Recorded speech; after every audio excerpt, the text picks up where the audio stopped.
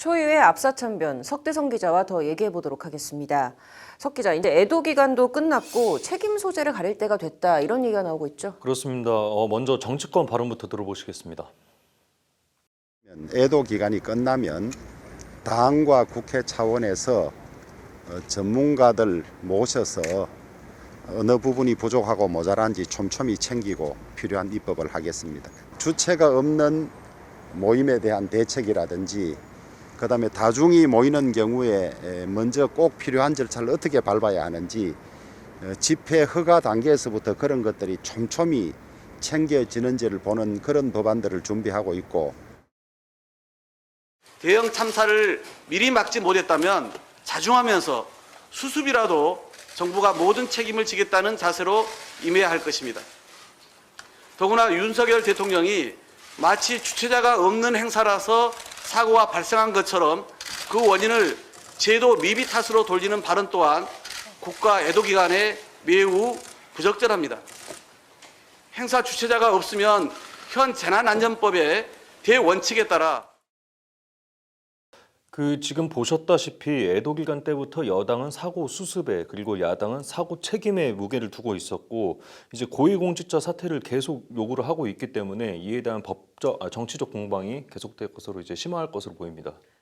네, 이제 어찌됐든 이제 이번 사건을 마무리하고 또 참사를 반복하지 않으려면 책임 소재를 명확히 가려야 또 이에 대한 대안도 마련이 될 수가 있을 것 같은데요. 이번 사고 책임 대상 어떻게 좀 압축을 할 수 있을까요? 앵커 말씀처럼 사고를 책임질 대상은 분명히 있어야 하고요. 일단 정치권과 법조계에선 크게 국민에 대한 정부의 과실 그리고 시민의 안전불감증 이 두 가지를 중점적으로 보고 있습니다. 여기에 더해서 이 헬로윈 특수를 노린 그 이태원 일부 상인이 그 법원에 등기조차 하지 않은 불법 건축물을 이제 증축했던 것도 사고 원인 중 하나로 이제 꼽히고 있는데요. 이러한 여러 복합적인 사안이 이번 참사를 불렀다는 평가입니다. 자, 그렇다면 먼저 정부 책임론부터 좀 살펴볼까요? 일단 헌법은 국가는 재해를 예방하고 국민을 보호하기 위해 노력해야 한다고 명시하고 있고요. 재난기본법에도 국가와 지자체는 재난이나 그 외 각종 사고로부터 국민을 보호할 책무를 진다고 나와 있습니다. 또 경찰 직무집행법은 극도의 혼잡 등 위험한 사태가 있을 땐 그 장소에 있는 사람에 대해 직접 조치를 할 수 있다고 기재를 하고 있습니다. 형사상 이 범죄가 성립을 하려면 고의나 과실이 있어야 합니다. 이번 이태원 참사 같은 경우에는 이 헬로윈 행사에 참가한 시민들이 사고가 난 게 아닙니다. 그 어느 때부턴가 할로윈만 되면은 이제 그 시민들이 자발적으로 이태원으로 모인 것이지 어떤 행사가 있었던 게 아니었습니다.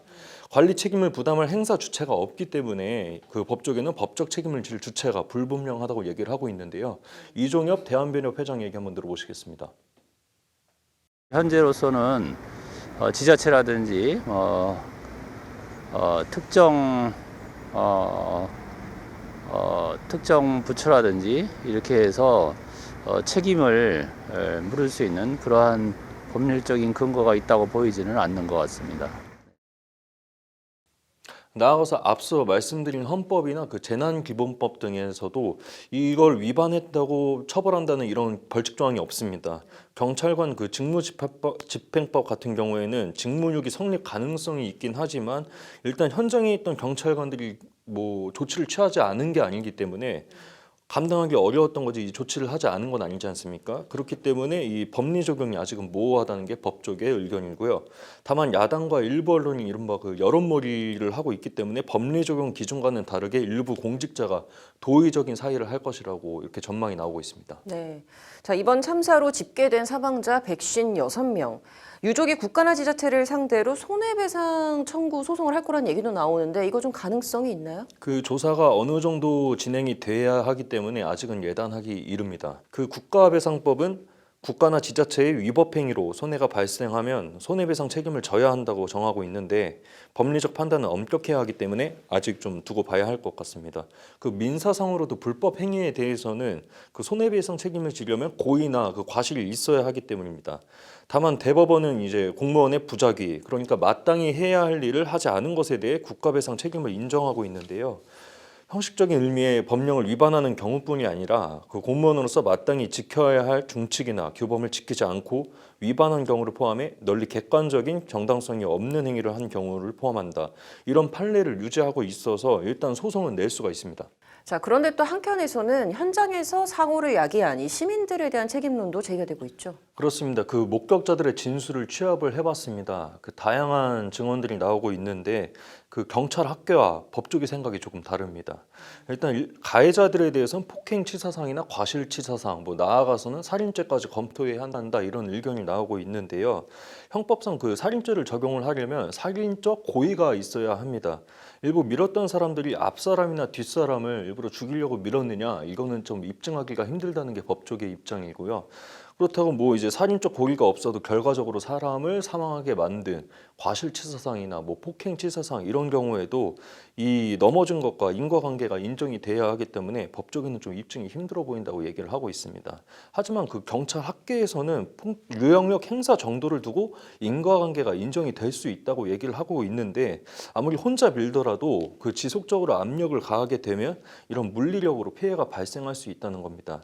시간적 간격에 대한 의견도 있는데 동국대 경찰사법대학원 곽대경 교수 얘기 한번 들어보시겠습니다. 다른 사람을 갖다 미는 것 자체도 이제 폭행의 행동 중에 하나거든요. 짧은 시간적 간격에 이제 넘어졌다 그런 가능성이 있는데 그 둘 사이의 시간적 간격이 굉장히 떨어지고 멀다 그러면 아닌 거죠. 네, 끝으로 이제 향후 우리 대한민국이 나아가야 할 방향은요? 그동안 이렇게 모여도 큰 문제가 없었다는 게 가장 큰 문제가 아닌가 싶습니다. 결국 이제 부재한 시민 안전 의식은 고취를 시키고 정부는 이제 안전 민감 대응이 필요해 보입니다. 그 정부와 정치권, 우리 사회 모두 이런 사실을 다 알고 있는 것 같습니다. 무엇보다 사고 원인의 파악과 유사 사고의 예방이 중요합니다. 향후 동일한 사고가 재발하지 않도록 근본적으로 개선하겠습니다. 네, 진상규명도 진상규명이지만 제대로 된 사고 수습이 먼저 이루어져야 되지 않나 싶습니다. 이번 주 여기까지 듣도록 하겠습니다.